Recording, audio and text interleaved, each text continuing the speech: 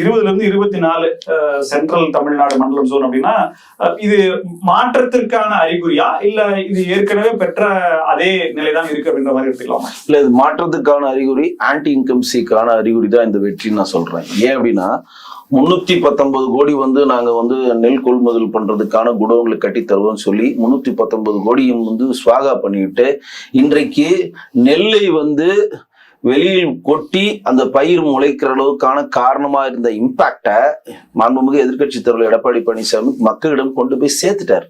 பெரிய லெவலில் அது இம்பாக்ட் ஆச்சு. உங்களுக்கே தெரியும். அது சட்டமன்றத்தில் சொன்னாங்க. ஆனா இன்னைக்கு எங்கேயுமே குடோன் கட்டாம நெல்லெல்லாம் முளைத்து விட்டதுன்னா விவசாயிகள் பெருளவுல பாதிக்கப்படுறத அது ஓட்டா இந்த மாவட்டங்களை ரிஃப்ளெக்ட் ஆகும். அது ரிஃப்ளெக்ட் ஆகிறதுக்கான எல்லா விஷயங்களும் எடப்பாடி அவர்கள் சுற்றுப்பயணம் போய் பண்ண ஒண்ணுதான் இவங்க ஒரு நாளைக்கு நாங்க இவ்வளவுதான் நெல் அளப்போம், இதுக்கு மேல வைக்க முடியாது, ஏற்கனவே எக்ஸஸ் நெல் இருக்குன்னு என்னென்ன கதையோ சொன்னாங்க.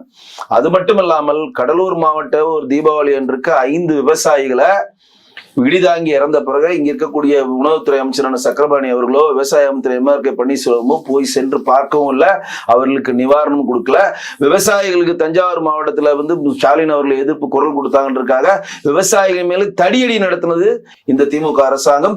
விவசாய போராட்டத்தை முன்னின்று நடத்தியவரை குண்டாசு போட்டு அரசு பண்ணது திமுக அரசாங்கம்னா ஒட்டுமொத்த விவசாயிகள் எல்லாருமே கடும் கோபத்துல இருக்காங்க, பெரிய கோபத்துல இருக்கிறாங்க. அந்த பெரிய கோபம் இந்த இந்த இந்த சுத்தமற்ற நீங்க அறிவித்த எல்லா மாவட்டங்களிலும் எடுபடும். அதுதான் மிகப்பெரிய ஒரு பேசும் பொருளா இருக்கும்.